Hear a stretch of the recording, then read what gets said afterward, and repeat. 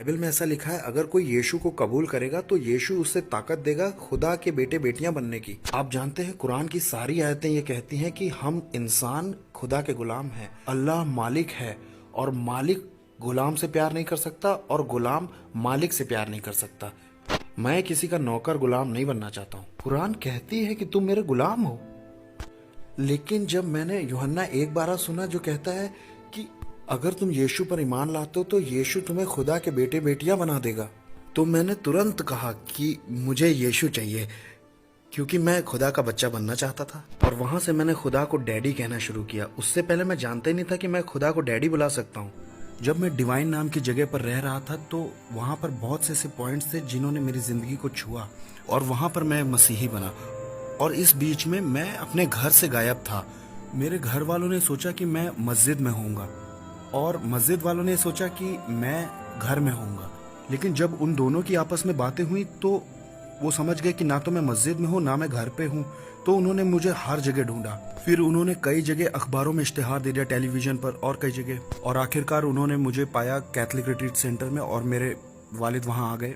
वो बड़ा खौफनाक था क्योंकि उन्होंने मुझे बहुत बुरी तरह से मारा पीटा था। मेरी नाक से खून बह रहा था और मैं बेहोश हो गया था और वो मुझे वहाँ से उठा के घर ले गए। मैं नहीं जानता कि किस तरह से वो ले गए, लेकिन वो वहाँ से उठा ले गए थे क्योंकि मैं तो बेहोश था। जब मुझे होश आया तो मैं एक छोटे से कमरे में था और वहाँ मुझ पे कोई कपड़े नहीं थे। मैं पूरी तरह से नंगा था। मेरे हाथ और पाँव चेन से बहुत टाइट बांधे गए थे और मैं बोल भी नहीं पा रहा था क्योंकि मेरे मुंह में मिर्च पाउडर डाला गया था, नाक में, आँख में। और आप जानते हैं, जहाँ कहीं भी मेरी खाल पर जख्म थे, घाव थे, उन्होंने लाल मिर्च डाल दी थी मुझे जलाने के लिए।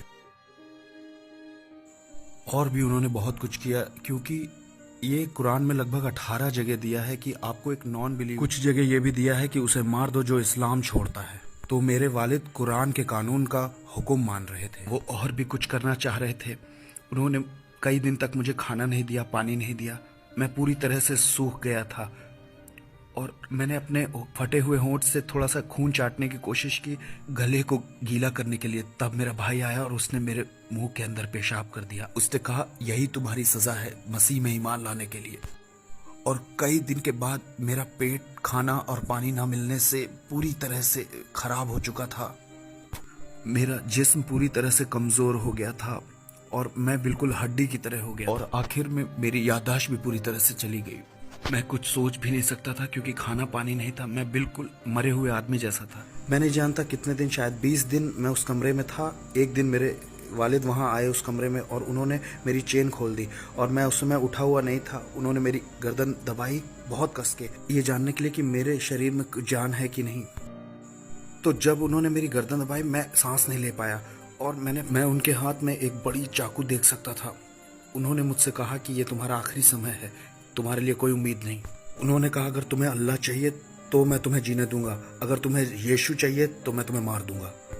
मैं बताऊं, आप जानते हैं, जब मैं अपनी माँ की कोख में था तो सबने कहा ये मर जाएगा, लेकिन वो मुझसे प्यार करते थे इतना कि मेरे लिए दुआ कर रहे थे कि मुझे ज़िंदगी मिले। लेकिन अब वो मुझे मारना चाहते हैं, तो मैं नहीं जानता। और मैं अपने वालिद को अच्छी तरह से जानता हूँ, वो मुझे मार देंगे। तो जब मैं ये समझ गया कि ये मेरी मौत का आखिरी लम्हा है तो मैंने सोचा कि यीशु भी तो मर गए लेकिन दोबारा जिंदा हुए। अगर मैं यीशु पे यकीन करता हूँ, मरता हूँ, तो मैं भी जिंदगी पा सकता हूँ। आप जानते, एक तरह की खुशी थी कि यीशु में मरना अच्छा है। जब मैंने ऐसा फैसला लिया तो एक तरह की रोशनी मेरे माथे पर लगी, जैसे चांद की रोशनी कुछ मेरे सिर में लगा और एक तरह का बिजली का झटका जैसा मुझे लगा और कुछ मेरे अंदर इतनी ताकत आ गई। आप जानते, कहीं से मेरे शरीर के अंदर इतनी जान आ गई कि मैं खुद को कंट्रोल नहीं कर पा रहा था। इतनी ताकत थी मेरे हड्डियों में। मैंने अपने वालिद का हाथ नीचे खींचा और जोर से चिल्लाया, यीशु। और जब मैं चिल्लाया तो वो जमीन पर गिर पड़े और जब वो गिरे तो उनके हाथ में जो चाकू था वो उनके छाती पे लगा और एक बड़ा जख्म हो गया और वहां से बहुत खून निकलने लगा और एक तरह का झाग उनके मुंह से निकलने लगा और वो बहुत तेज चिल्लाए और सब एक तरह के शौक में थे। मेरा भाई हो, माँ और बहनें, उनको नहीं मालूम था क्या हो रहा है। उन्होंने सोचा मेरे बाप मर गए हैं। सब उन्हें उठा करके हॉस्पिटल की तरफ भागे और जब वो जा रहे थे तो उन्होंने बाहर से मेरा रूम लॉक करना भूल गए। और मेरे अंदर जो ताकत थी मैं आपको बता नहीं सकता हूँ, क्योंकि मैं तो बिल्कुल हड्डी की तरह हो गया था। कोई खाना नहीं, बहुत दिन से 20 दिन से ज्यादा हड्डी तो हो गया था, लेकिन बहुत एनर्जी थी।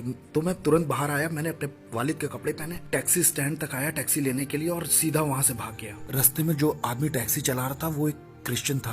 उसने मेरे लिए मिठाई और जूस बहुत कुछ लिया। उसको मेरा स्ट्रगल मालूम है, उसने मुझे पोटा छोड़ा। वो अभी भी मेरे कांटेक्ट में है और मेरा बहुत अच्छा दोस्त है वो टैक्सी ड्राइवर। तो मैं निकल गया और पोटा आ गया।